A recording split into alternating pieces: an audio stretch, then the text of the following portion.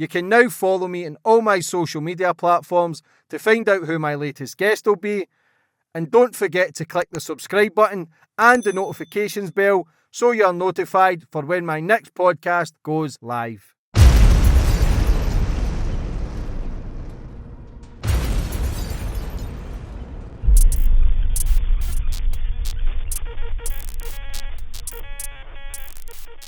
And boom, we're on. And we've got Big Gene back for part 2. How are you, Gene? Hey, man, I'm good, man. It's always good to see you. Yeah, it seems like you like New York, huh? Yeah, mate, I just like the views, brother. You bring views. Wow, I thought you like me. Nah, mate, as long as you bring the views, I'm here with you. All right, man. I'll be friends with anybody if they bring the views. New York, I love. It's becoming a great place. I love the people. I love the vibe. I've said that many times. London used to have that sort of similar feel, but it's kind of went upside down. New York feels safe. Like, I've got my family here. We're Central Park. Everything just feels good. Right. Great guests. People make you feel welcome. Right. There's not much. People try to tear you down. There's people in the UK who are good also, but it's just, there seems like, I don't even know if it's a bit far-fetched, but there seems there could be a civil war possibly could happen in the UK. That's how bad it's getting. Well, I think that it was a lot safer before they let the migrants come over here like they're doing. You know, you're finding things that happen in Times Square that basically never really happened to the level in which it happens. You know, people attacking police officers, that never happened in Times Square before, you know. The people, they don't have a certain amount of respect because they don't know. And it's where they came from too. You got to understand, they came from a place that, you know, they were deprived of a lot of stuff. And now they see it's over here.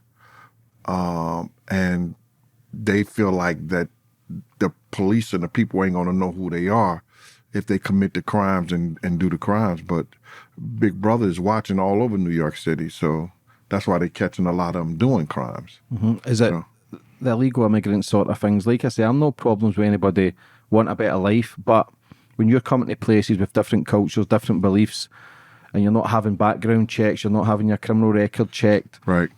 Something just don't sit right, and it can cause a lot of unrest, and people won't stand for it, because I know the people in the UK won't stand for it, and now I especially know people in America won't stand for it. But what's your whole opinion actually on illegal immigrants? Mm-hmm.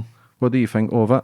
Because America's, I think, one of the biggest in the world, like 40 million people or 50 million different people crossing the borders. This was what we call a melting pot, but what it is that the culture and the history is so messed up that people don't know the truth, that most of the people that are people of color are indigenous to this land, and people don't know that, you know. So when they do bring people that are migrants in here, and the people that are indigenous to this land, and the people that are who has been here, working class people or whatever, and they start giving them things that the people that think that they deserve because they've been here, they have built America, it brings a big problem, you know, for the people in the society at whole. Because here it is that under the administration that we have right now, they're giving them debit cards with $9,000, anywhere from $3,000 to $9,000 a month on it, you know, helping them get permanent housing when the people who was already here, that was in shelter programs, don't have permanent housing. You understand? So, you know, you should always take care of your own first before you allow people to come in and take care of them. I had you on about 7-8 months ago talking about the Diddy stuff. It was important. You've always spoke about it, been very outspoken for the last few years. A lot of people might have tried to discredit you or said that you were lying. Now it's all came to the top. Now it's all, he's been charged for some heinous crimes of rape, drugging people, being with minors. Like, it has got serious now. You're talking over 100 now. Different people have come forward and really fucking sticking the nail into him. And yeah, we've got a lot of that stuff to touch on. But first of all, your new book, which is just released, can you promote that straight away for people who want to have a look at it? Yeah, the new book is Gene Deal, Life After Death When Bodyguard and a Hip Hop Star. I go in deep on the night that Big died and my experience and what I was going through. I talk about some rappers that were legends in the game that lost their life also early. And I do a tribute to one of my favorite groups, which is the Bee Gees, and a tribute to the Notorious Big in that book. A lot of people who have read it, and I don't want to, I'm going to move my hand out the way so somebody else could pat me on the back. They said that once they start reading it, they can't put it down. You know, they said it was a good read, it was entertaining and insightful on a lot of things that were happening in hip hop. Because you've lived that life and you've been involved with some of the biggest names on the planet, especially Biggie, Tupac, even Diddy. And as much as Diddy's going through all the stuff he's going through, listen, if he offered me to go to a party 2 years ago, I'm going to go because it's in your mind, you're thinking it can elevate you, the surroundings of that people. But the more as you get older and the people that I interview, you didn't realise how dark this industry is. And it's not just Diddy. This list is long and hopefully it will shed more light on these bigger names. But it's just so messy with all these names. And like I say, you've lived it firsthand, even that night with Biggie, because I remember the first podcast, it says that you were in the car and someone says, drive, drive, drive. And then someone came out and then shot Biggie and you had to drive round and Biggie died in your arms. Like, will you ever get over that experience? Well, you never go over any experience that you have, but when an experience is detrimental, when somebody loses their life, it haunts you for the rest of your life. And I couldn't find peace in my life until recently when two individuals who had never spoke on the situation before came out and spoke, and it relieved me of some of the anguish that I had in my heart about what happened that night. And that was Un Rivera and DJ Clark Kent. He just lost his life to cancer last week. Un Rivera came out and said that he had told Notorious Big to stay in the room. He had also sent two porn stars to the room to try to convince him to stay in the room. He was sending Janet Jackme and he said Heather Hunter over to Big's room because Big was supposed to go to London that next day. So now that's his business partner, his manager, his main dude. And then you had a DJ named Clark Kent, who was at the time probably the vice president of Motown Records.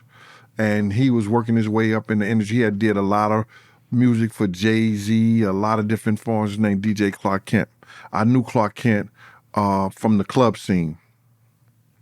He came out on another podcast show and he said, I was in the room with Notorious Big that night before he died. And I asked him what he was going to do for the rest of the night. And the Notorious Big told him that I'm going to a party that Puff Daddy and D-Rock, his friend, set up for him to go. Now, he told Notorious Big not to go. This was DJ Clark Kent, like, yo, what are you going there for, bro? You don't need to go there. But he went anyway. I thought that I could have said something to Big all that time. All that time has surpassed from 97 to 2003. I thought I could have said something to Big to stop him from going to that party, or I didn't say enough to stop him from going to that party. And knowing that those two people that was real close to him had said something to him not to go to the party, and he still went. It was either destiny or I knew then it's nothing that I could have done, said. If I would have jumped in front of the truck, they would have ran over me to get to that party. You understand?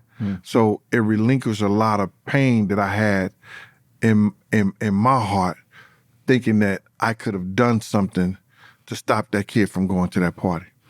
Because as time goes on, back then when you think it's all bad boys and they're all players and girls, and obviously, listen, Tupac, who I love, for me, Eminem and then Tupac, and I don't want to ruffle feathers with people, but when you see videos of Tupac when he's doing his acting, he seems very feminine also, where he's talking about, I think he was doing the arts and acting, the same as Biggie, because I didn't know with Biggie's Juicy video, the girl he was with was a transgender girl, is that correct? I don't think so. So why is that rumours, why is that kicking about now then? Well, I don't really, I can't say that I know for sure, but I don't believe it. They were having that rumor way back then. That's because they did a skit where she went into the toilet with two men, and it looked like she was using the bathroom standing up at the urinal. So I don't know why they did that or how they did that, but I've heard that the young lady is still alive, and I thought that she died, or I thought she was killed by her boyfriend or something like that, or a guy who thought that she was a girl and ended up killing her. That was a rumor too. I don't know for sure, but I'm hearing that she's very much alive and she's on Instagram and the whole 9 yards. Yeah, I'll need to reach out then, because there was now rumours that there was she was transgender. It was Puffy who brought her, but she was also in an LL Cool J video. But again, so like I say, if she's transgender or not, no one fucking cares. But there's videos now of when Biggie is touching Puffy's face, and it just seems all a bit gay. Could there have been more to them, a business ship? Could they have been in a relationship, or is that just too far-fetched?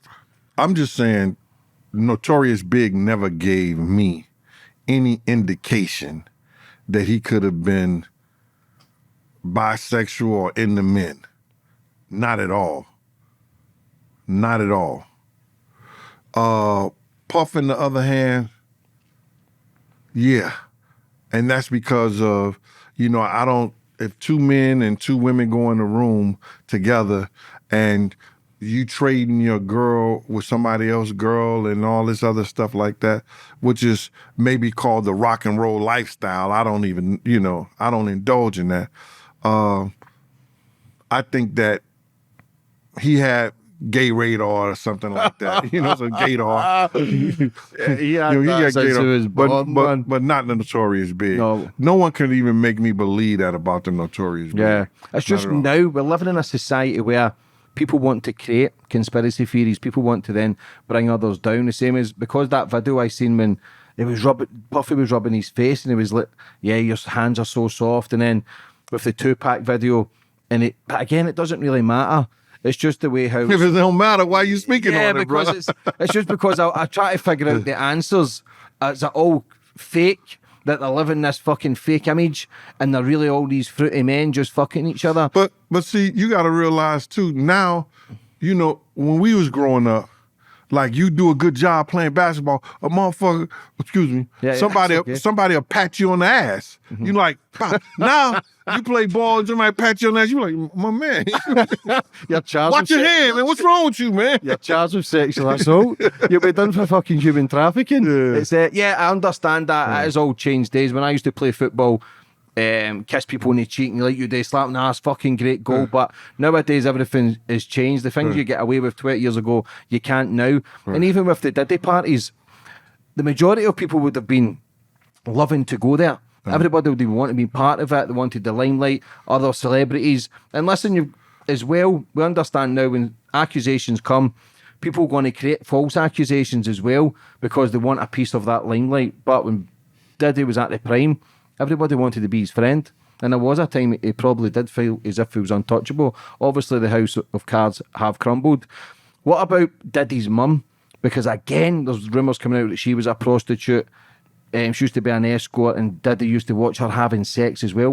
Did you ever come across his mum? Well, from what I've heard, and this is what I've heard because she's much older than me, and I spoke to a few old timers. Shout out to Mr. Roberts down in Atlanta. He used to be a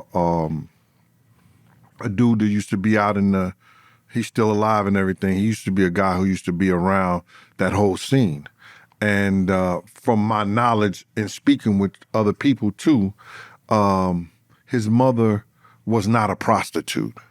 You know what I'm saying? His mother was what you probably would be called a madam, in which that she had girls that worked as in a makeshift modeling agency, that she probably would get paid for them setting up dates with some of the hustlers, some of the athletes, and the whole 9 yards. She, as far as I know, and they was telling me, that she did not partake in those things as such as the girls who was hired by her to work the men that the parties that she used to give on the weekends.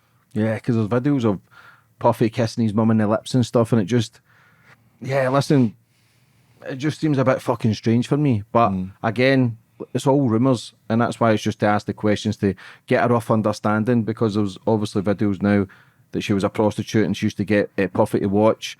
And Puffy's dad, was he a gangster?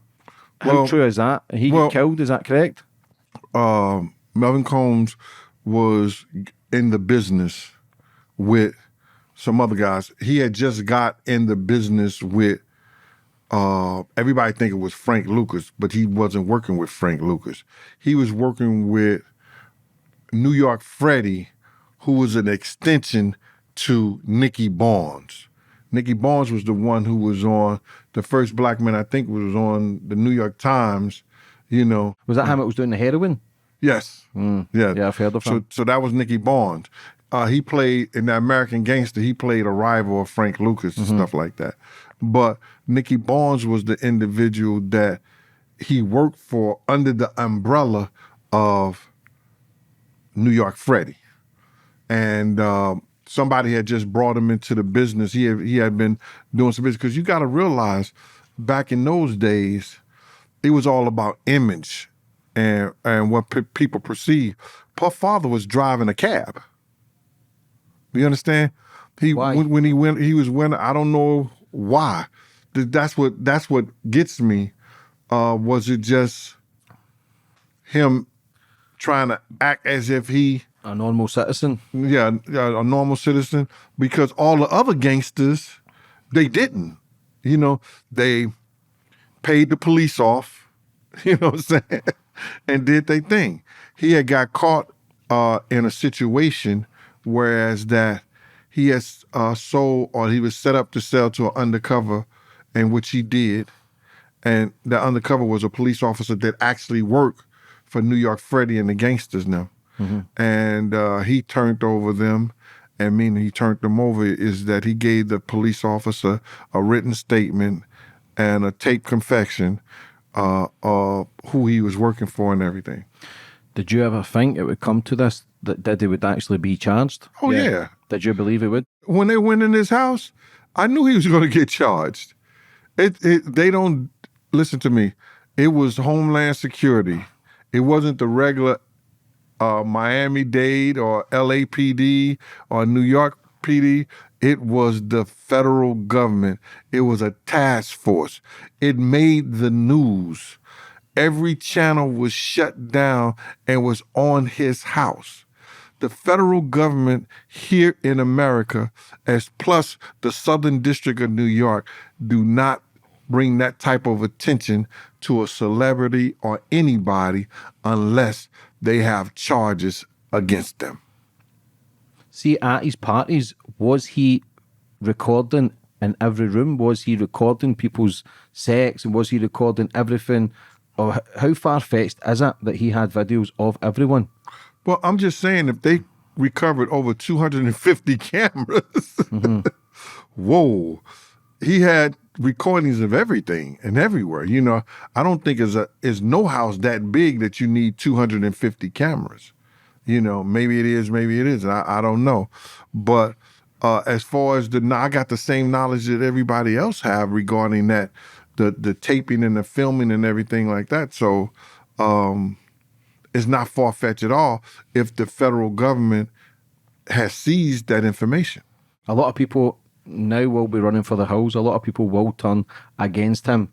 Same as the Epstein stuff when they says there was recordings and they had everyone. But the only thing is, whether they not show the recordings, but release the names who were involved. Now, I've no issues with people having parties and having orgies and taking drugs and drinking. I don't give a fuck for that. It's when the fact that they're saying people were drugged, People were groomed, kids possibly groomed.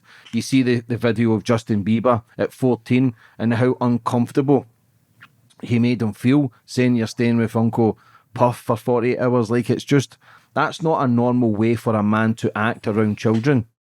But brother, let me ask you something.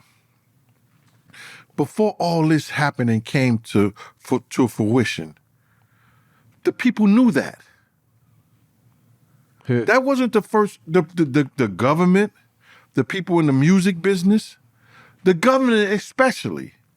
Did you know that in 2011, the government went to a main gangster in New York City who was under investigation for drug trafficking and possibly murder and everything like that, and said, we'll give you the queen for the day. We'll give you a proffer agreement if you tell us about Sean Combs having sex with underage boys.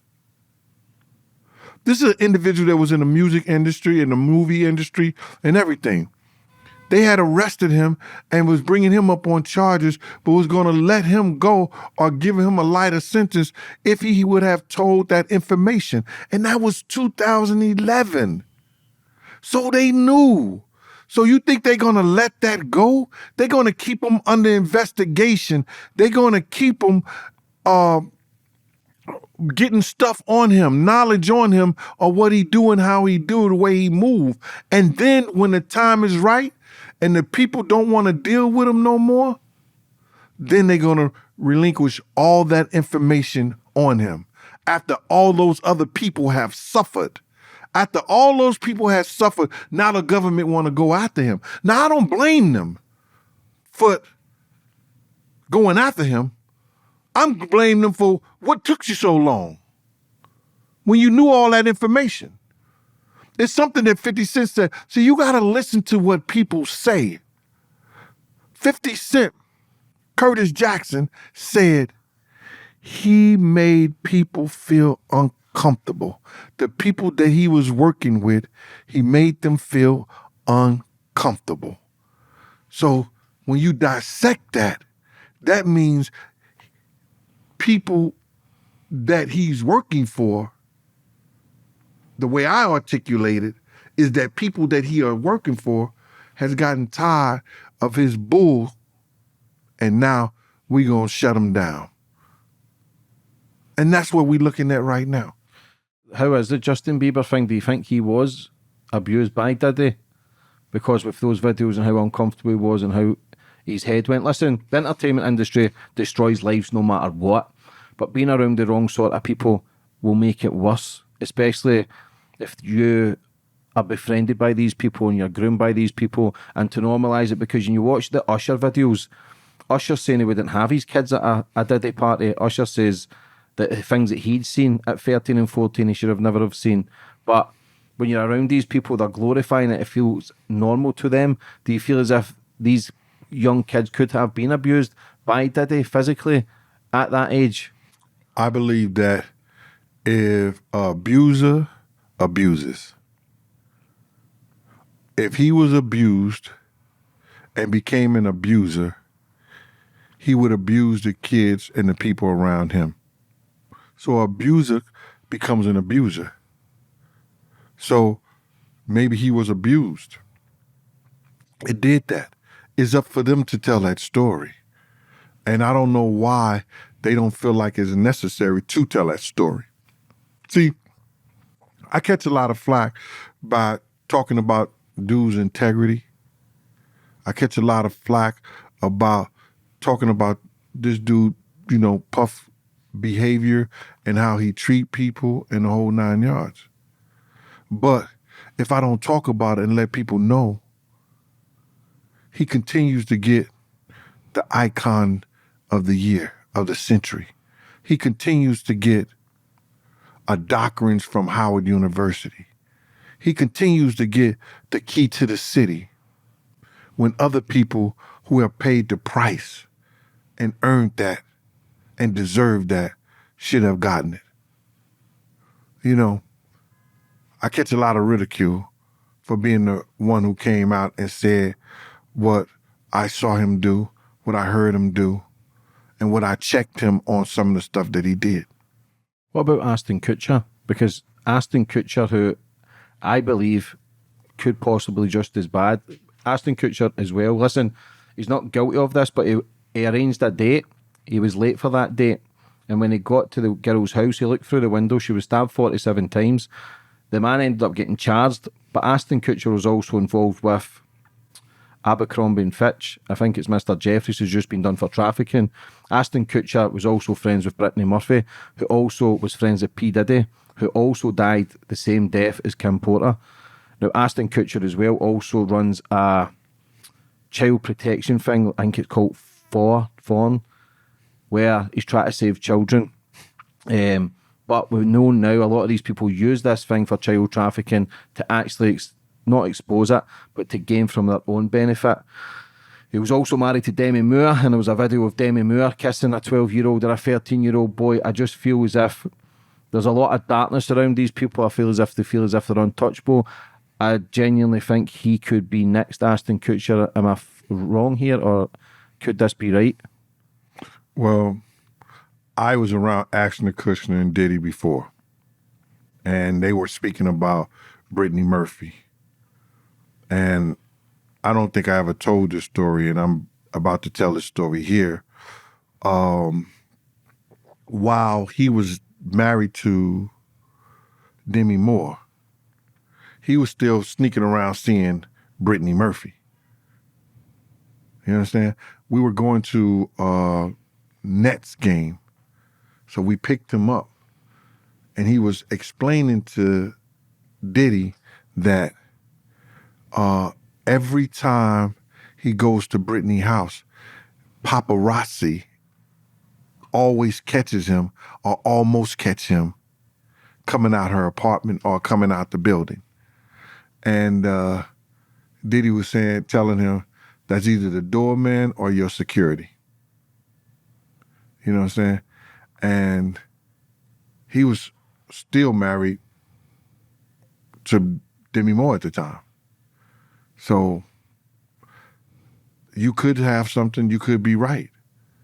Because it's crazy how they said her and Kim and some other individual with them or around them all died of pneumonia and they were in perfect health. Yeah, it just gave me the shivers, that, because how can these two people be around the same people but die of the same death? Is it a case of the stories that are going to expose them off, they become a threat, so they kill them off? Because bad stuff happens to people. It happens to good people. But there's always death around these people. There's always murder. Like I say, with that girl, he arranged a first date. He showed up late and she was stabbed 47 times. Yes, someone was charged with it. But the Abercrombie and Fitch guy, Mr. Jeffries, charged with trafficking, setting up sex parties. Like, it's demonic. It's dark. I know people go down that conspiracy route of satanic and people drinking blood, but do you believe there is rituals with these people at these parties where there's people being sacrificed? You can only go by what you read, what you hear, and if you see somebody have all red rooms, the first thing you're going to say is, why? If I walk in this hotel room and everything around this room, the furniture, the walls, the ceiling, everything is red, I'm gonna be backing up out of here with my gun, with my hand on my gun. That shit is gonna scare the shit out of me. Wouldn't it you? Fucking right it would. You talking about it scares the shit out of me. You know what I'm saying? You're gonna walk in rooms, so when you see that he had rooms that were all red with loudspeakers for the music and 1,000 bottles of baby oil, you gonna say, something ain't right. Something just ain't sitting right here. So for people who have been involved in and seen that, they should have known something was wrong, something was different. And they should have known that something is about to go down that I've probably never been involved in and went down before in my life. just by the atmosphere. It don't look like a regular room. When I seen that on television and the guy was showing that he had like 2 big rooms of red, everything is red, and then he started wearing nothing but red. I actually thought he was possessed, man, and he's been possessed for a long time. Even at the trial from Shine. I don't know if I told you this story before. We were on our way to Shine's and Anthony Wolf Jones sentencing. You know, they was finna get, the judge was finna either sentence them or let them go. Before we went to the courts, me and Puff went to the park, Central Park. And we was walking into the middle of Central Park. And I was like, where we going? And we just walking. And we end up walking close to this is from 5th Avenue to the boathouse. And I was like, yo, that's about a mile or 2 or something like that, or close to it. So, but we in the park. Early in the morning, we supposed to be in court. Or on our way to court. He said, yo, Gene, stop right here. You stay right here. So he kept walking. And so I'm just looking at him. And I noticed a man in the middle of the park in the clearing by itself. And he had a box on the ground. So the man was turned with his back to me. And when he turned around, I could see that he was a priest. He had the white collar and the black suit and stuff like that. So then Puff came close and he just got on his knees. You know, Puff got on his knees and the dude had lit something and started, like, I guess it was what they call it, some kind of incense or whatever they have, start going back and forth with him like that. And then around Puff and everything like that. He put his hand on Puff and he just started, I couldn't hear anything, but I knew the gestures was as he was praying or something. So when it was all over, he put the box in front of Puff. And Puff went in there and as he started pulling something out the box, he stood up and grabbed it and threw it in the air. I could tell it was a semen? Box of semen? Wow. He's always on his knees, the cunt. That would have been But I thought it was a towel or something, like it was a bird. And the bird just fell to the ground. Boom. Like it was cement. Not semen. I know you say cement, but cement, but it was a bird. And Puff just looked at the priest and walked away from him. So as he coming towards me, I was saying this in my mind because I could be hilarious and funny with this cat all the time. We used to always joke and snap on each other, talk about each other. So as he was coming and I seen the bird just hit the ground like it was dead or something like that. As he was coming, I was saying this to myself, bah, bah, bah, like Jason. Like I was, like, you know how that Damien, the music that was playing in my head. And so when he walked past me, he didn't even look at me. He just walked past me, right? He just said, come on, Gene, let's go. And then he just walked past me. And when he walked past me, I started following him to the truck. And I was like, there go Damien. It was funny. I thought it was hilarious. Do you think? Then we went to the courts, and that's when he was found innocent and Sean was found guilty. Do you think he's always been bad, or do you think the industry's created the monster? Because we know now people, when we talk about people selling their soul and become devil worshippers, it's becoming more believable every day, especially with the things out there, all the hand gestures, the demonic stuff that people do on stage. Sam Smith, prime example. Young innocent kid, great music, great voice.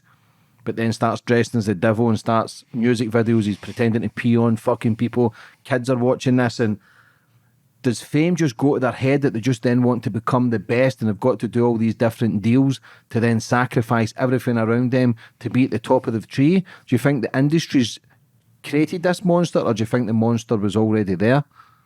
Well, I don't think no one is born a monster. I think that the industry, music, sports, sometimes the education system, sometimes institutions from the police, whatever, they develop monsters. And certain things that you have to do that you probably is so demonic or evil to you, and you only thought you can do it once, they probably can't go back to being who they normally was. You understand? Unless they totally get out of it. Because you got to understand is that you got the music business, and it's owned by some people who had kids, and their kids wanted ownership of it.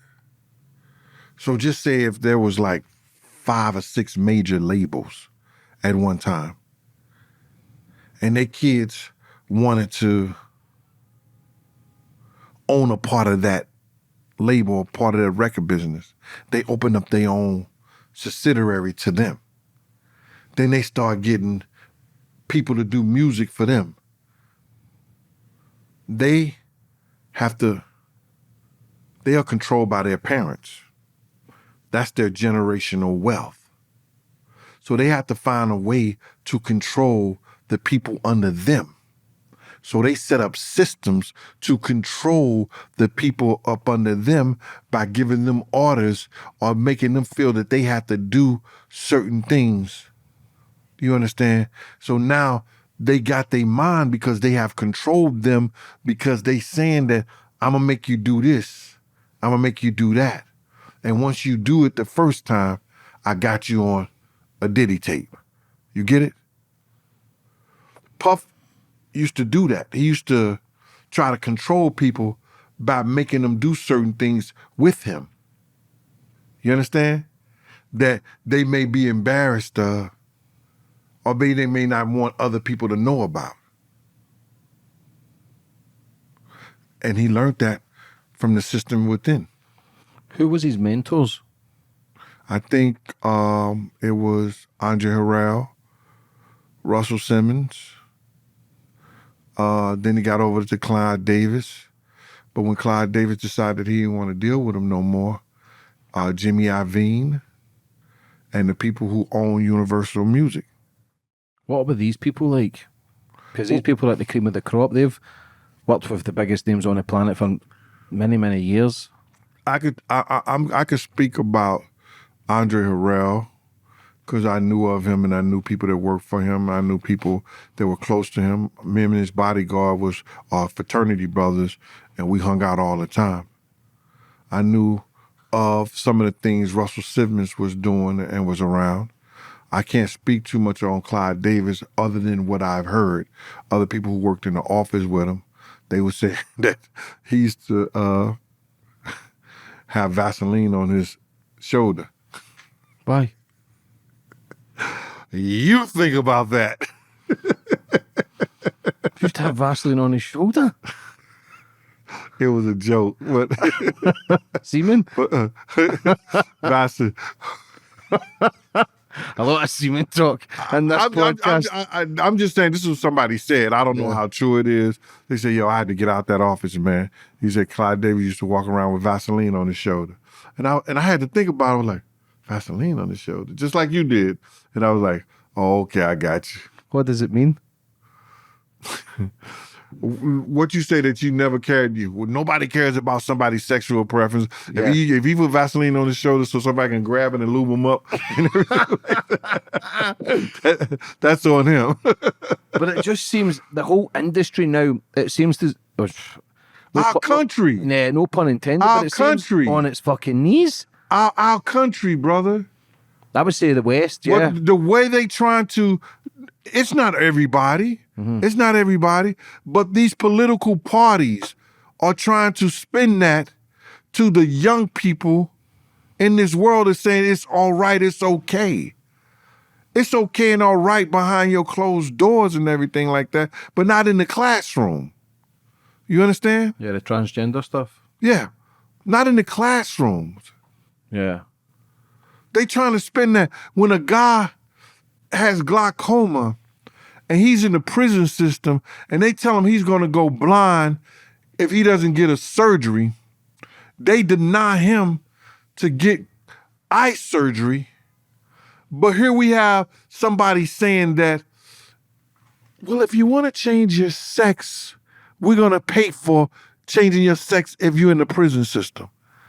Get the hell out of here. That's not right. That's all the way wrong. But that's what the government and the people and society is saying. So, if it's true that he had Vaseline on his shoulder, that was his business. But that's why he had Vaseline shoulder. What about Leonardo DiCaprio?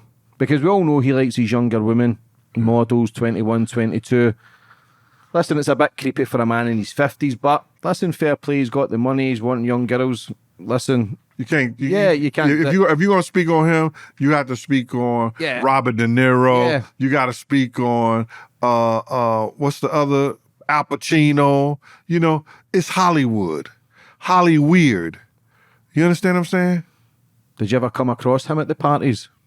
I went to a party and it was him, and it was a party that Mr. Can't Handle the Truth and Mr. I'm gonna give all you MF shoe programs was at. And the girl that I was bodyguarding, we couldn't go I as a security person could not go past the red door. And she was telling me that they were in there doing their thing and the whole 9 yards, they were together. But they wasn't sexually together. They was just enjoying the strippers and the music and everything together. That's the only time I was around them like that. What about Bad Boy Records logo? Because there's a baby on the logo. Does that get anything to do with anything? Nah, Is there any meaning behind that? Well, I just did think that it's a boy, and they were saying from birth he was bad. Yeah. And my friend actually did the logo. Daryl Thompson, aka D Ferg, and Mike Owens, aka Mike Session, aka Mike Cock, did the drawing. They also did the one for Uptown Records. They had a cat on there. You know what I'm saying? So Puff told him what he wanted, and they made the drawings up. So I guess it's just a symbol of just he's been bad since birth. Yeah, still bad. What about Jay-Z and Beyonce? Because, listen, there seems to be a bit of pressure getting put on these people also. And with Beyonce, with people saying that if people don't apologise, they end up dead or going missing. Like it, and you see the interviews of everybody winning awards and thanking Beyonce. Like, it is a bit strange. How connected was Jay-Z and Puffy? Well, that was strange to me, I swear for a living God, is that Puff used to talk about bringing Jay-Z down. You understand? And he was going to use Ja Rule to do it. You understand? He used to talk about bringing Jay-Z down. I don't know what was the beef, was the problem. Because when he was with Jennifer Lopez, we all went out together one time. It was Jay-Z, Beyonce, Kelly, Michelle, Dame Dash, Jennifer Lopez, myself, and Puff. They didn't even have their own security there. They didn't even have their own security. We was in a club called Eugene's. You know what I'm saying? And him and Jaden seemed like they was close then. You know what I'm saying? But they were talking. But Puff was always talking about, it seemed like Jay owed him something. And then after I left around 2004. I started seeing that they had gotten close. And I don't know how that happened. You know, so him and, like I said, at one time we went to the next game. It was me, Puff, Ashton Kutcher, and Jay-Z. Jay-Z and Puff, they started getting close. After I knew that Puff was trying to have Ja Rule go at him, I don't think Puff let Jay-Z knew that he was trying to set Ja Rule up to go after him. You understand what I'm saying? Trying to play them both through the middle. And then they used to greet each other like, yo, how your skinny white girl? He said, yo, how your skinny white girl? And that's how they used to greet each other. Did you see the video of Puffy with the 13-year-old, is it Davy Chase? There's a video doing the rounds now and he's saying, oh, do you want to come back to the after party? The young girl was only 13. Davy Chase, I think her name is. Well, you got to realize is that there's a after party, right? And there's a party to the after party. So which after party was he asking them? She shouldn't be asking him at any party for anyway because she's 13 years old. You understand? She shouldn't be going to no damn party. She should take her ass, go home and get your arithmetic book or your math book or your science book and read it for school tomorrow. She shouldn't be going to no party like that anyway, whether it's an after party or after party. But that's how they raise. That's how they grow up. Yeah, it was creepy, that video. What about the Meek Mill video when it sounds as if he's getting the fucking ass blasted off him? What is going Man, come on, you AI in it. Like, is that them? Is that Puff and him? I can't say that. I don't know that to be true. Because the video sounds legit. That's that AI shit. You know the internet. The internet does not lose, brother. Mm-hmm. The internet wins again because they have the real looking fake and the fake looking real. That's the internet. Mm. That's the matrix. That's what we in right now, brother. We got to watch ourselves. If you're going to tell the truth, tell the whole truth. So it don't go back and bite you in your ASS. Yeah, so this is a problem we've got, man. That's how I like interviewing people because it gives you a fair understanding of people who have lived that. Because obviously that recording of it's quite creepy.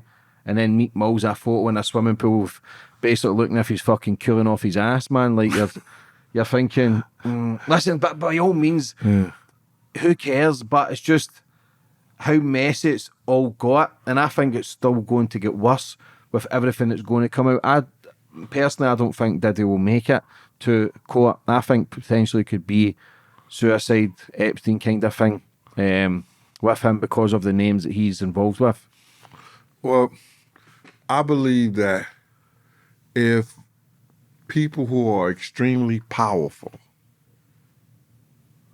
know they have partaken in any kind of action that could mess their brand, their family, their legacy up, they might do it or may have somebody else to do it or may have somebody to do it. They may be looking for a way to have it done. You understand?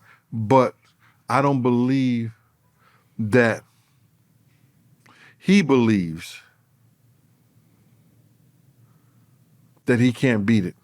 What about the secret tunnels? Now that everybody's talking about, apparently they were going to the Playboy Mansion and connected to Hugh Hefner. Is there any truth in these? They say it is.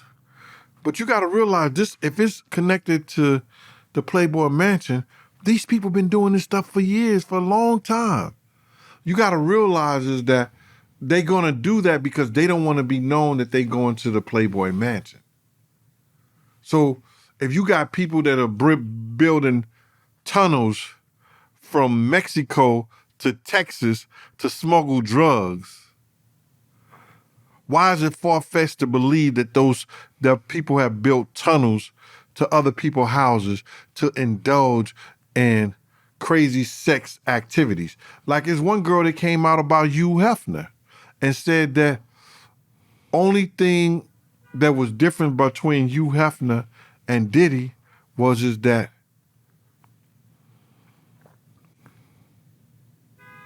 he didn't have underage girls that we know of. That we didn't have underage girls. And I don't think, they said that he did have underage girls and stuff like that. But if you notice, if she said there's no difference, then you saying that Hugh Hefner may have been into some kind of ritualistic shit, or Hugh Hefner may have been into some kind of baby oil stuff, then Hugh Hefner may have been, some kind of drugging people to do things. If you say there was no difference, and this is somebody who was there who had came out. You understand? So we have to look at it that those tunnels and everything are real. They real. They there. But why? What about the baby oil? And someone says it could have been laced with GBH. Is that correct? Or was it just baby oil? If it was just baby oil, did you hear what the prosecutor said? No. We took 1,000 bottles of what appeared to be baby oil. What appeared to be baby oil? That was the key right there. To me. Because if it was a baby oil, that means they tested it and said it was baby oil. And he wouldn't have a problem. But let me ask you this. Have you ever seen a massage parlor raided? No. You know what a massage parlor is? Yeah. Right. You never seen a raid where the police go in there and take the men out, take the women out, or something like that, and lock them up for prostitution and everything? Yeah, I've seen it on the papers, but I've never seen them come out with baby oil. Thank you.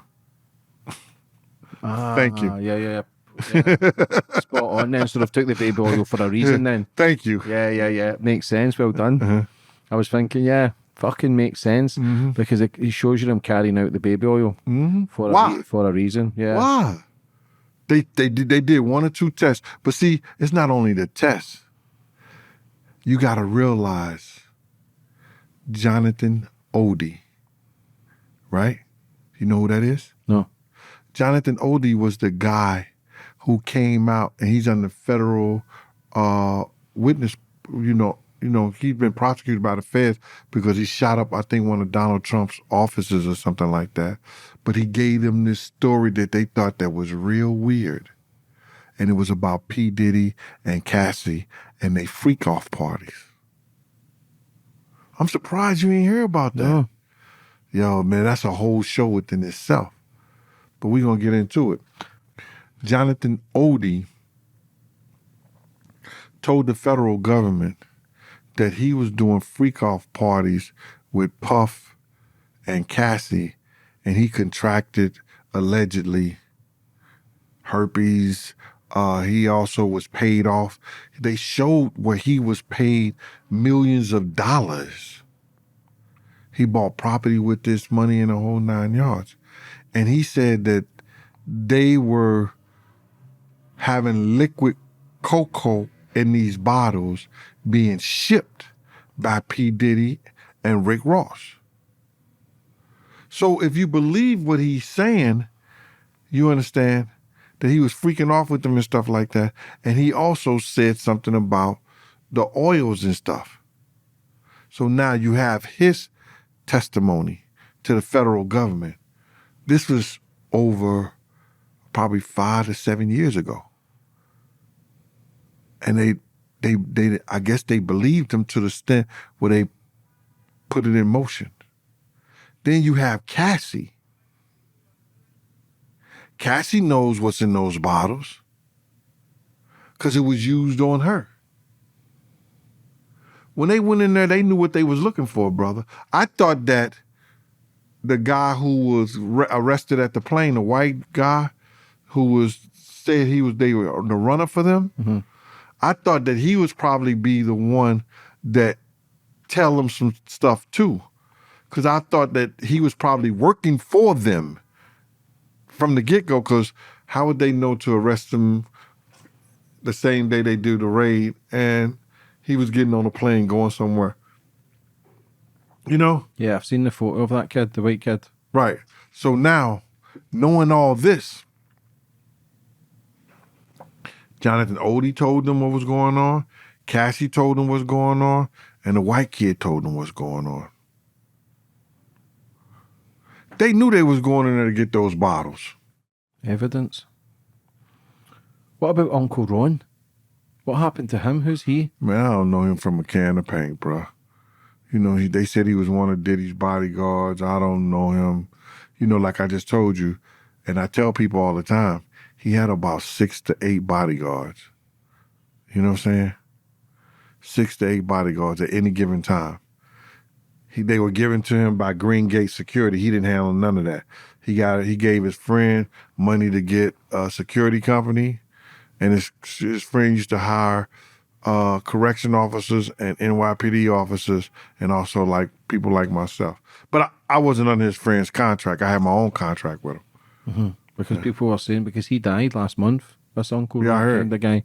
Never heard of him either. I know he done some interviews and says it was his bodyguard. But see when Diddy was around you, see if he's videoing people and he's this mastermind of corrupting people's minds and having one over them all the time to kind of have them in his grips.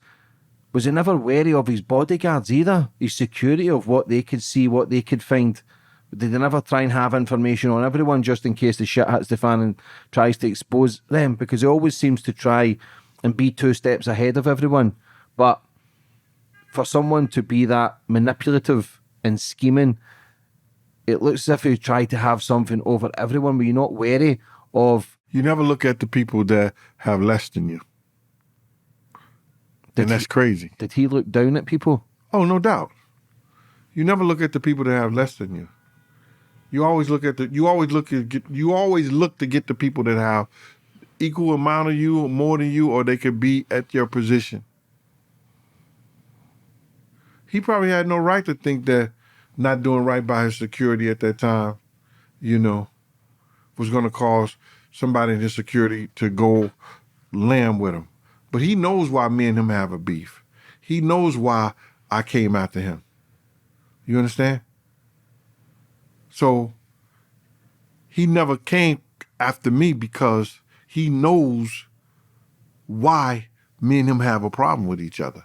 And it has something to do with you lied about the big situation to Big's mama and the world. You made me look a certain way. You understand? You talked to Wolf Mama in a certain way that you should have never ever talked to her. You know what you didn't do for my friend D. Ferg. Our friend. The people that brought you into the same gang. The people that helped you when you were down and out. You didn't do the right thing.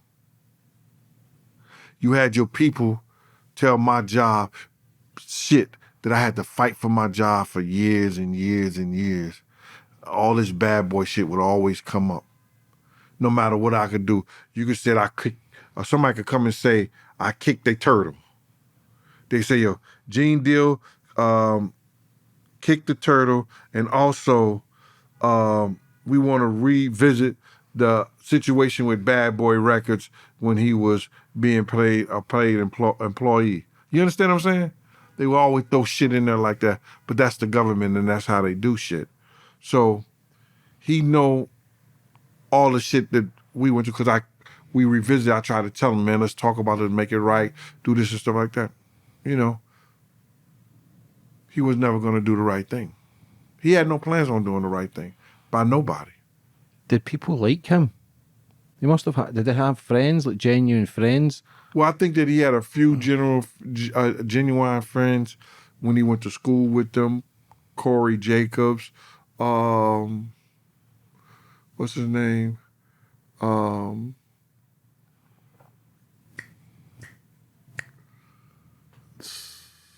Chuck Bone. Sorry about that. Chuck Bone, Corey Jacobs, a few other guys that he went to school with, probably played football with them up there at St. Michael's and played sports with them. And then everybody else that he learned from the industry, I don't believe that they was his true friends. They probably grew to be friends after I left or something like that. I don't really know. You know what I mean? Because if someone said to me 3 years ago that he was involved in the Tupac murder and the Biggie murder and other things that's been getting said and done to him now, you wouldn't have believed it. You would have think it was a bit far-fetched conspiracy theories, but now, personally, I feel as if he got Tupac killed. I personally believe he was involved in the Biggie killing. Would you agree with that? I think that he set up the atmosphere for both of those kids. He didn't have anything to do. He set up the atmosphere to bring that type of behavior that led to those kids' death. I say this all the time. I don't really want to believe that he was that diabolical behind Big being murdered.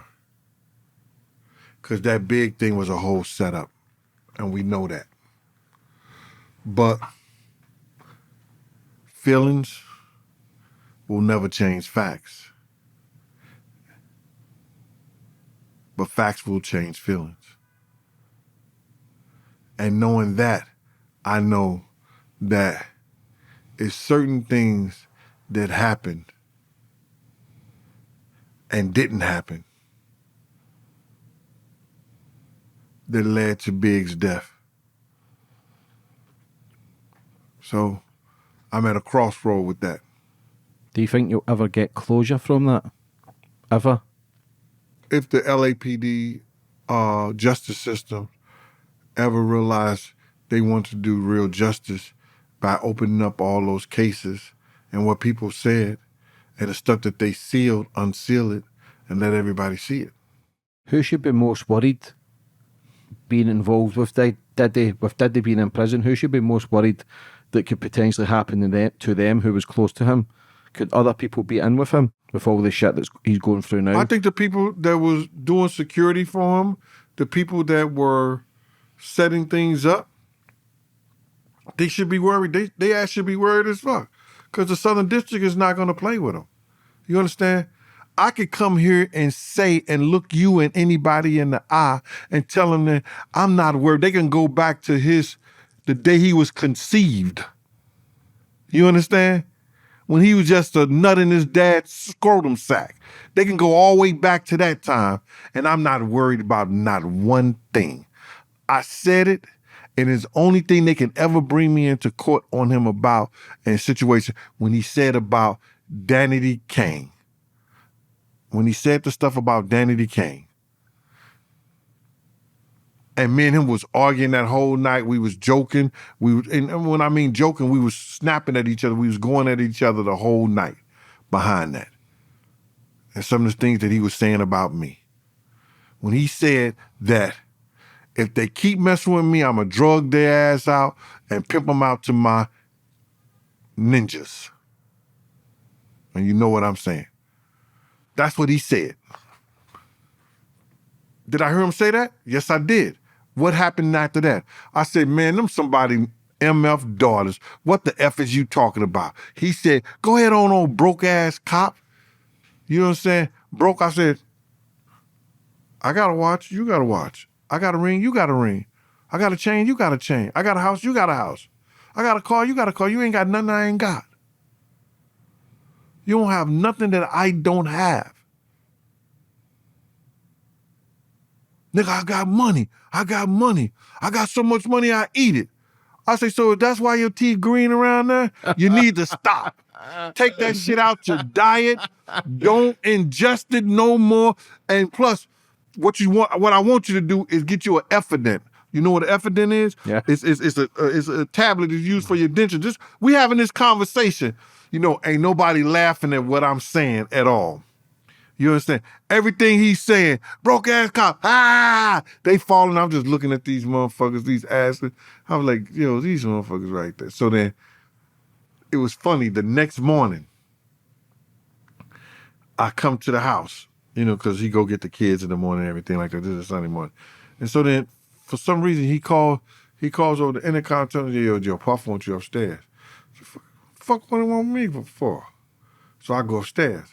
And so then he said, yo, Gene, I was laying here thinking about how you was talking about me last night. I was dying.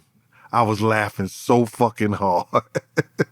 He said I was laughing hard as fuck, boy. He said you was terrible. I said, yo, none of your people was laughing at. He said, yeah, I know they not gonna laugh at me. You understand? He said, but I was laughing like a motherfucker, man. He said, you had me. He said I was bent though. I wanted to laugh so bad.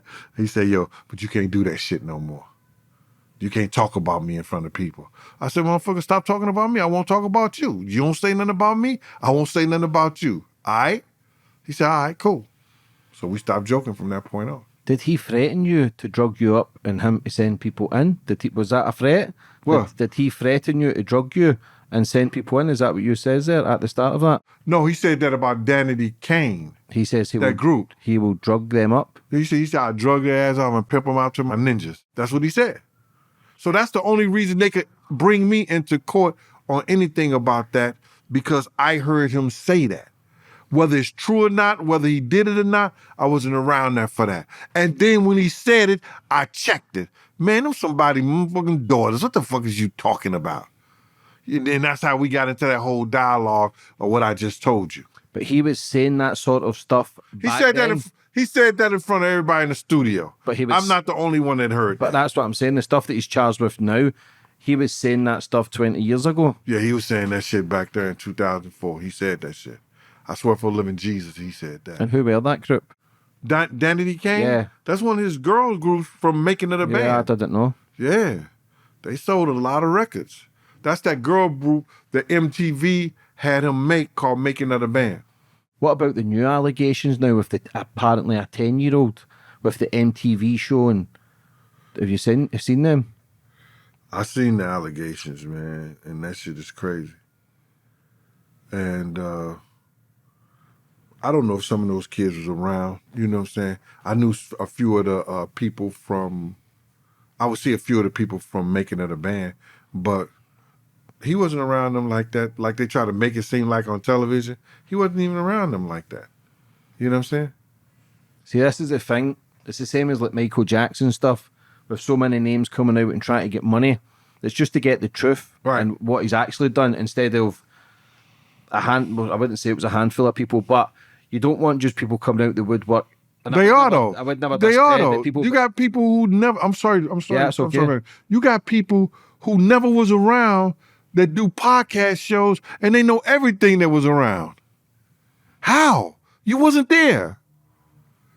How you speaking on something that you don't know? If I'm gonna speak on something, it's gonna be, I was there, I was around, I heard. I'm gonna say where I got the information from.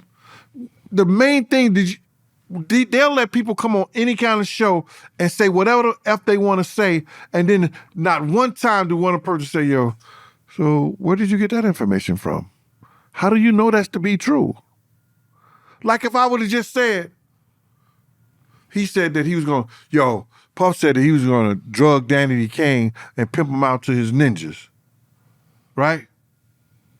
So then I would expect you to say, well, how do you know that? Where did you hear that from? Who told you that? Shouldn't you, as a person that want to give the truth out to people on where somebody got their information from? I can say, I heard him say that. When I told you that him and Jay-Z and Ashton Kutcher we went to the Nets game together, Jay was already there. I could tell you that. You know why? Because I was there. When Jay greeted him, he said, yo, how your skinny white girl? And he said, how your skinny white girl? I heard that. See, it's a difference from people coming onto these shows and saying other shit that they heard from the internet, regurgitating somebody else's story and making it their story. And it's good that you as a podcaster is saying, yo, I want to get the truth out. I want to hear it from the horse's mouth. How many people are doing that though? Podcasts used to be independent. It used to be people independent. Now it's all big business. Now people are getting paid to have guests on to promote an agenda. Like I say, I don't know if everything that you say is right. I don't know if all the guests that come on is right. I can only ask the questions to hear the story, to then people give an opinion. But nowadays, we've got so many podcasts, we've got so many people, like you say, coming out the woodwork and talking pure shit. And it's they can promote a narrative as well, because podcasts are bigger than the media now. This is the new media, whether people like to believe it or not. Right. And it's a massive platforms for people to then promote whatever they've got. But I just see more, it's been more becoming into the corporate side of things with all these big entertainment industries to then pushing agendas. It's, yeah. What do you think the outcome will be with the Diddy stuff? Well, if I know the Southern District and they don't lose, they're either going to get what they want if they're looking for somebody, or they're going to hang Diddy out to dry. You understand? They have done so much, and this has been a type of situation that ruined somebody. You know what I'm saying? He can never come back from this case. He can only go out and live his life probably comfortably if he have the money and the revenue, but he could never be on Hollywood red carpet again, the Walk of Fame and all this other shit like that. He can never do that anymore. He can just be, if he ever gets out, try to live his life off comfortably. The Southern District will make sure that whatever they want from Sean John, Diddy, Brother Love, Combs, whatever they want from them, they're going to get it. If it's other people they want from him and he has that information, they're going to get it. Do you think he would snitch on other people to get a lesser sentence? He seems that kind of guy who would crumble. Unlike he might be enjoying prison though, bro. He might be enjoying prison on his fucking knees. Yo, is the Pope Catholic? Is pig pork? What about his kids? Because he has 7 kids. Like, I don't think he has 7 kids. Does he not? I read that he had 7. Quincy is not his son. Is it not? Yeah, Quincy is his son. That is Al B. Sure's son that was brainwashed by Diddy. You understand? That was brainwashed by Diddy. Al always loved his son. You understand what I'm saying? And if anybody's listening here to know that, is that Kim kept Al away from him because he knew that Puff was claiming him, and Puff could have hurt Quincy and her. You understand? But Al always loved his son. I know Al personally. Al is a good dude. You know what I mean? What was Kim going to expose on Diddy? Well, I can say that Kim could have exposed the fact that he financed her drug use. He financed the freak-offs because she at one time may have been part of something like that. You understand? That if he had those homosexual tendencies, she could have talked about that. She also could have talked about the night that Big got murdered and how I tried to stop us from leaving that house. It's a lot of things that Kim could have discussed. How the fact that he ended up getting all 3 girls who knew each other pregnant and having kids by him. A lot of stuff she could have talked about. Yeah, it's sad that she passed. Yeah. It's sad that she passed. What about Cassie? I didn't know Cassie. I've never even met Cassie. Because what was a notebook or something that somebody found, or the diary that got released about Puff?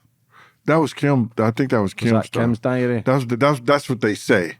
We don't know that to be true. Some of the things that, I've seen excerpts of the book, and some of the things they were talking about, I know it never happened. I know it didn't go down like that. You know what I'm saying? And they wasn't really telling the truth about what I saw. Do you have any regrets working with Diddy? I don't have any regrets. I left on my own accord. You understand what I'm saying? I don't have no regrets, other than the fact that,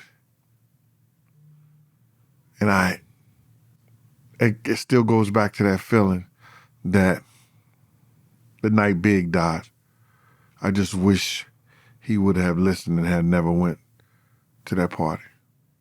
Does that replay in your mind all the time? Even though I know the truth now, there's nothing I couldn't stop him, it still somehow gets to me. And I'm trying to, but you got to realize, I went with the regret for over 20-some years. A year or two ain't gonna stop that feeling from going away. You know what I mean? But I always say I'm 10 times the normal man. Has Faith Evans ever says anything? I've never even had a conversation. I had one conversation with Faith since Big died, and I was trying to get a piece of jewelry of mine back that Stevie J gave to her the night Big died. That was it. Yeah, there's just so many names involved, and it seems as if a lot of people are running scared with it. It seems to be getting worse. What about the prison he's in Brooklyn? Is he in protection? Well, they're going to put him in certain kind of protection, but that particular jail down there, it's hard to protect a rat from a cat. You know what I mean? You can't protect nobody down there if they really want you at all. And they know that. Do you think his life is in danger in prison, or do you think with the money he has... No, his life is in danger, just like anybody else would in the prison system, or even more so, because he's like a trophy. How hard is it for you to be seeing that you've worked with someone to then see the stuff that they're going through in prison? Does it make you sick that he's actually done some of the shit that he's done? Well, it makes me sick that the fact that he heard what he have done to kids and women against their will. If that all plays out to be true, my man, fuck them and feed them beans. Do you think the police will ever come and ask you for a statement against Diddy? They can ask me only with what I talk. I said everything on the damn internet already. You know what I'm saying? What they gonna do? Pick out something, say, yo, hey, you said this, you said that. Yeah, okay, I said it. And what? You know what I mean? The only thing that I can feel like that incriminates him is the fact of what he said about Danity Kane. But he said that, like I said, in front of a lot of people in the studio. What about Jaguar Wright? What about her? How's things with her? Because obviously she's been very outspoken, not just about Diddy, but by so many people. Could her life ever become a threat? I think Jag life people been threatening Jag life for a long time. But I think Jag and the people around her can handle whatever need to be done. Listen to me, man. Nothing beats an ambush. I don't care who you are. We seen that in Kennedy. We seen that in Martin Luther King. You understand? We seen that in Malcolm X. We seen that in Medgar Evers and some of the greatest leaders that we ever had in this world. If they want you, ain't nothing you could do about it when they come to get you, but man the fuck up. How do you think America is now? I think that America is one of the best places in the world to live, to be. We have so many things that you can enjoy all over this place. You know what I'm saying? We have it where you can be, our country, we got places you can go that's cold. You got places you can go with warm. You got places that you can go that has blue water. We have places you got like water look green. You understand? We got mountains. We got trees. We got everything that every place else want. We just got to get the right people to lead us in the right direction so we all can have a better life. What about J-Lo? Because I know you were quite fond of her and said she was very pleasant, but do you think she could be under a bit of pressure, especially being married? Was she married to Diddy? No, not at all. Never? She wasn't married to Diddy. Her mother wouldn't allow that shit. Would she not? Why? Because her mother didn't like Puff at all. Her mother would not accept not one of Puff's gifts, and Puff constantly tried to send her gifts. When Puff go out with J-Lo and it was an occasion, Christmas or just holidays, and she found out it was her mother's birthday, you know, she would never accept anything from him. What was the worst thing you ever seen Puff do? Not listen. Did he think he knew everything? He could think that he know everything, and then he would ask the wrong people the wrong shit. What do you think his biggest downfall has been? Himself. He his worst enemy. He just didn't know it. When he started getting into the drugs and using the drugs and everything, he lost himself. Do you think that's what it all comes down to? The party and the drugs and just completely getting lost up in that life? Start believing shit that you shouldn't believe and shit that you should do and shit that you shouldn't do. Drugs, like the infamous words of Rick James, cocaine is a hell of a drug. You know what I mean? We lost so many superstars, so many athletes that was great because of drugs. He just so shows. He's a poster child now. What do you think happened to Whitney Houston? I don't really know, brother. You know, for what they say, I can only repeat. And I don't think I need to repeat what they said. You know, that she died of an overdose in the tub.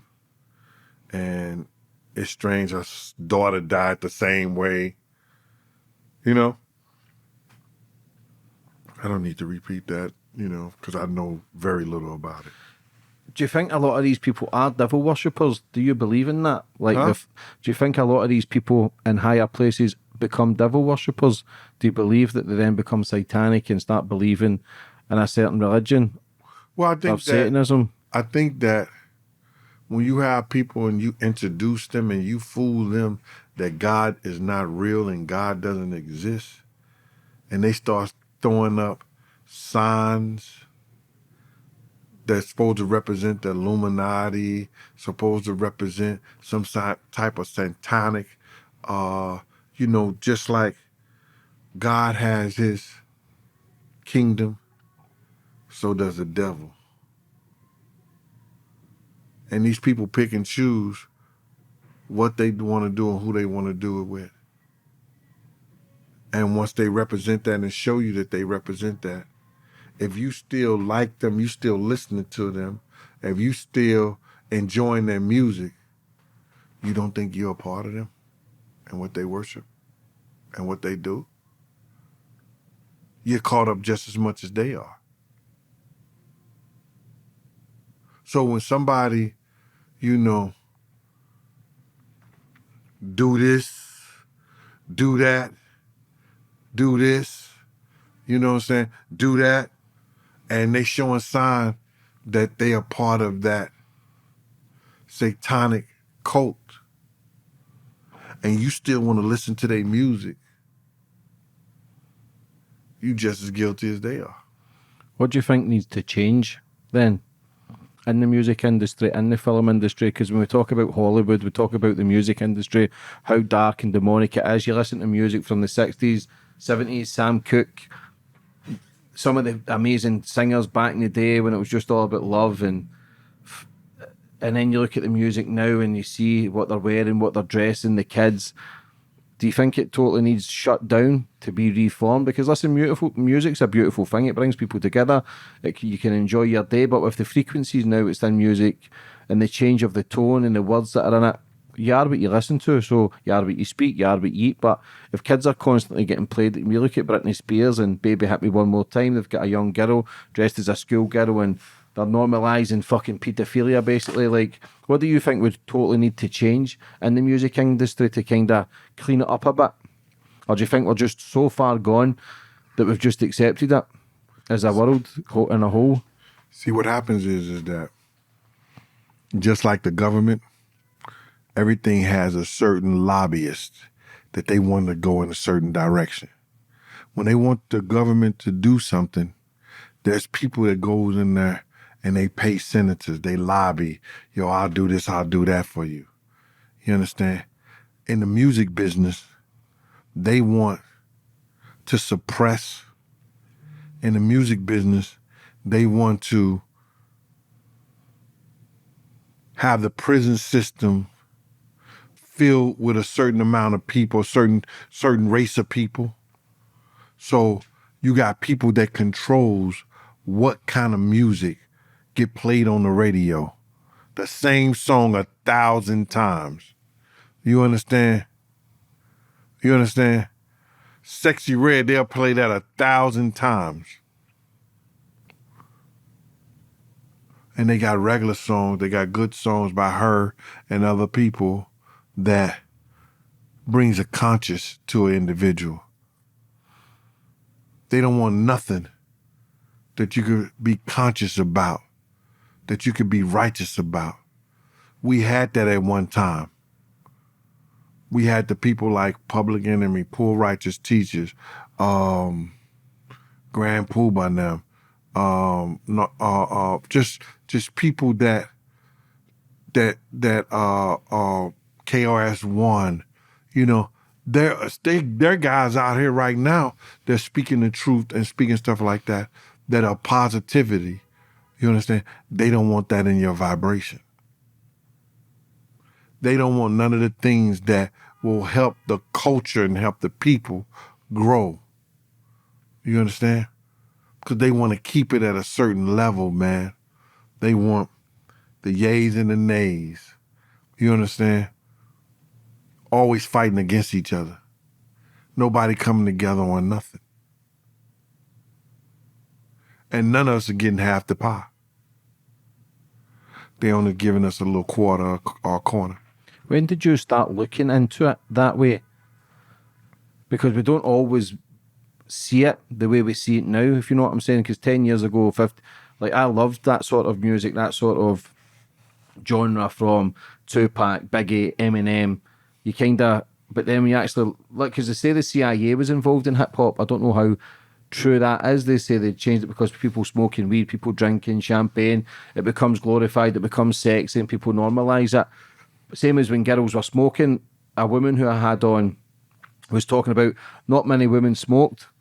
So what they've done is they got a massive film star to get her to smoke on screen. Right. And the percentage of women went from 0 to like 30% in the space of 2 years by a certain woman smoking cigarettes on movies. Programming. Yeah. That's what it is, man. I think that me coming in touch with what I want myself and my legacy and my kids and my people to know once I leave here got me more in touch with what I need to talk about and what I need to do in order to put some kind of positivity in people I know that are bright, people that I know that are energetic, people that I know that are great in every aspect, but because this poison is out here and it's in our veins now, we got to figure out a way to ourselves to get it out. Yeah, it's a worry. The kids are the future, but it's a worry from what they've had to now see, especially with social media, especially with music. Everything's a distraction. Everything's noise. The damage that's going to do to the mindset, even fucking so much as earpods, the vibrations and the the signals that are coming off from it's damaging towards brain cancers and other things, and technology, the screens, iPads, iPhones, computers. There's so much noise, and it is a worry, especially as a father myself. And I know this shit though, but it still doesn't stop me scrolling. It doesn't stop me still listening to music. Do you know what I'm saying? Like, I'm not saying to people stop listening to music, but it's certain music, like we spoke about, it plays with the vibrations, 808s. What do you think of Kanye West? That was just a whole lot. You went from there. Yeah, sorry, because I remember he was talking about 808s and the music frequencies. He was exposing it to say be careful because it takes the vibration in your body and the water. So he was talking about 808s. Yeah, the thing about it is this, man. Yo, I was saying this the other day. We have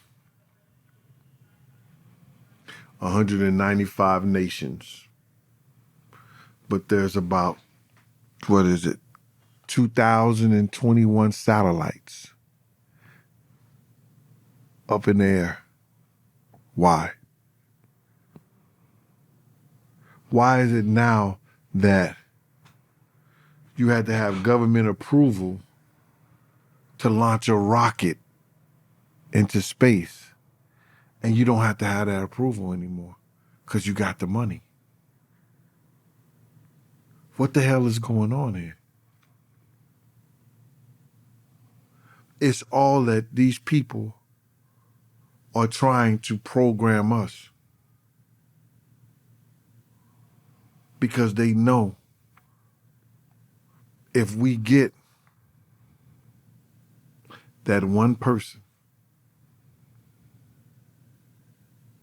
that can break the chain, we get that one person that can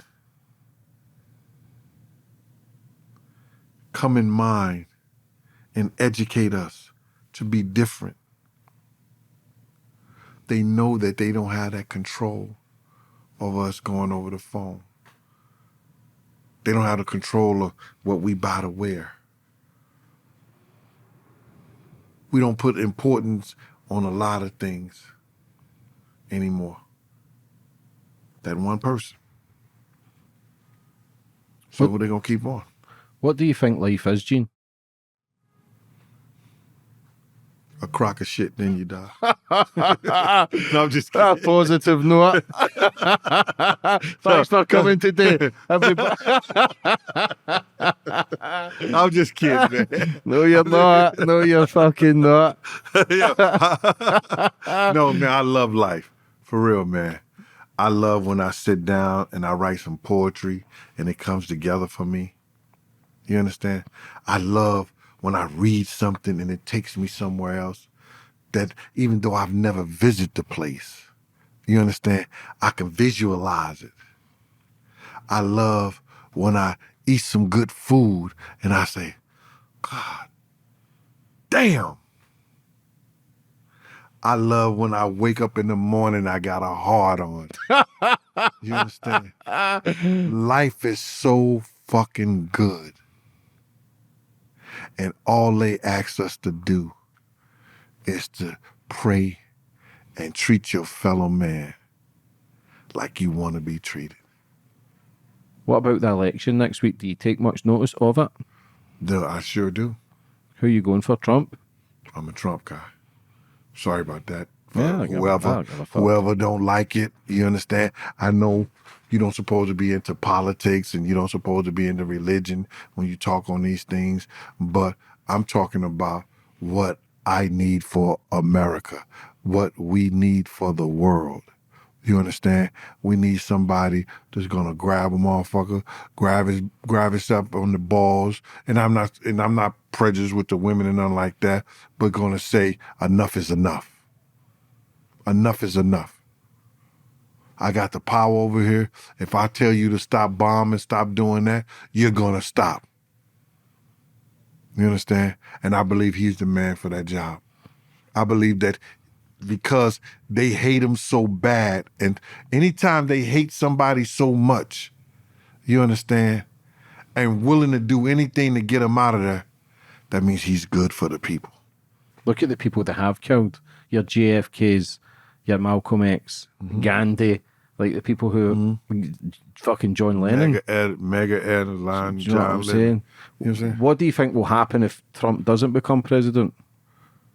I think that we will be at World War III, and that war would invade the United States of America And the UK. and the UK. Big Gene, it's always a pleasure. But just before we finish up, give me your whole rundown on the Diddy scenario. Like, what you think the outcome will be? Do you think he'll get life? Do you think he'll get out? Do you think he'll snitch on people? What do you think the outcome will be? And does he deserve it? Well, if the Southern District, as well as they do their homework, and they can prove any of the charges that, even though some of them are salacious and they might be looking for, people are looking for a payday, or they are looking for compensation of what happened to them, if they could take some of those charges and find out that they were legitimately criminal charges, I think that the Southern District will get at least anywhere, if he doesn't snitch at anywhere, 15 to life on him.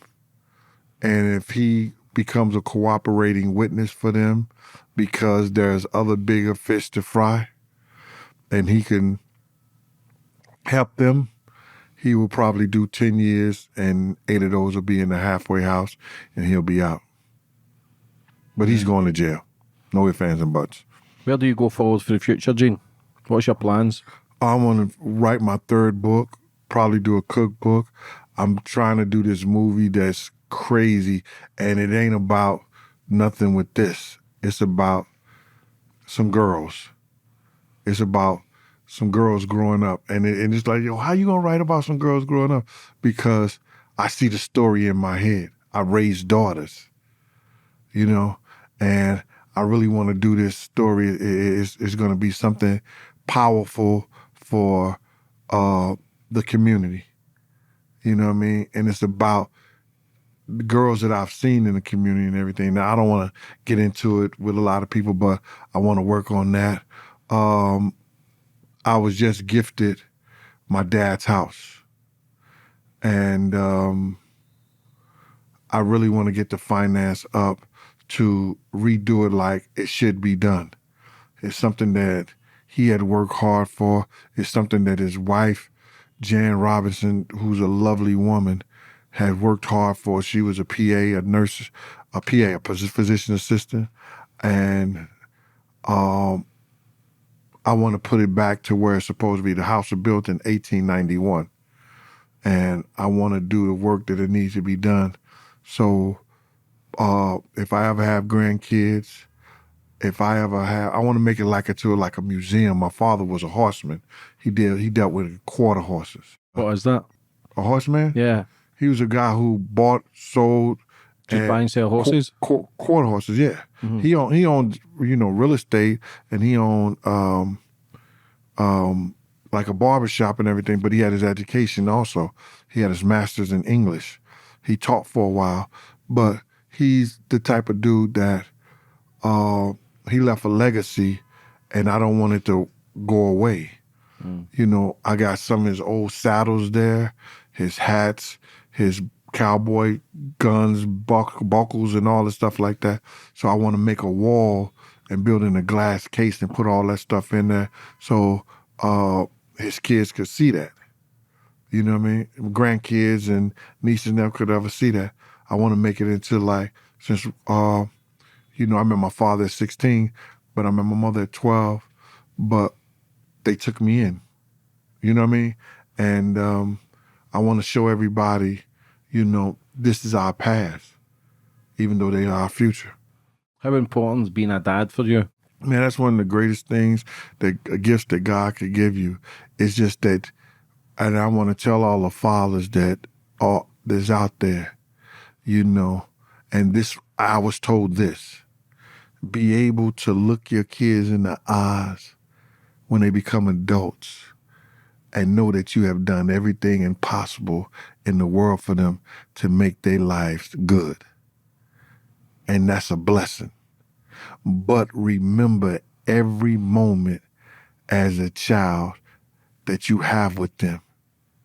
Because they may not want to give you no grandkids no time soon. Just before we finish up, who's the guy who says another one? The DJ, the producer? DJ Khaled? Aye. Khaled. What about DJ Khaled? Because he seems to have been quiet. He's from Palestine, I believe, doesn't say anything about his people. How close was he with Diddy? I don't know how close he was with Diddy. You know, I can't say that. I know he was close with Fat Joe. You understand? And I was around Khaled when I was bodyguarding Scott Storch.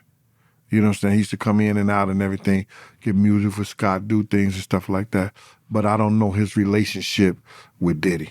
Just before we finish up, Gene, for anybody that's in a life of struggle right now, what advice would you have for them? Listen here, man. You only meeting where the next man have met.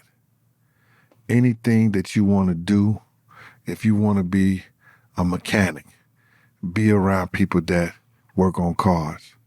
If you want to be in the music business, be around the people in the music business. If you want to be a nurse, be around the people that's going to school. Anything that you want to do, you can do it. Just be around the people who are doing the same thing that you want to do. And if you're having a struggle in life, like I said, you only meeting where the next man have met. And know this inside yourself, that God has already put the prescription inside you. All you got to do is take your own medicine and get better. Where can people buy your books, Gene? You can get them at Amazon. Gene Deal, My World of Bodyguard and a Hip Hop Star. That's my first book. It goes from 1 to 18 in the chapters.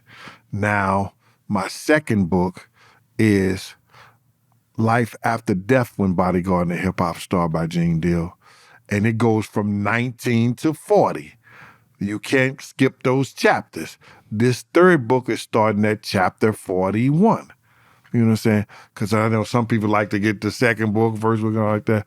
But both of them are great reads. And you can also Cash App Big Gene 52 at Gmail, Cash App Big Gene 52 or PayPal Big Gene 52. And in the description, put your information in there and I'll email you. I'll send you a copy. I'll mail you a copy, which is shipping and handling of $50. And remember, if you live overseas, it's always $35 to $40 extra dollars if you want a signed copy on top of the $50. And that's for the mail. That's what they charge you. Mm-hmm.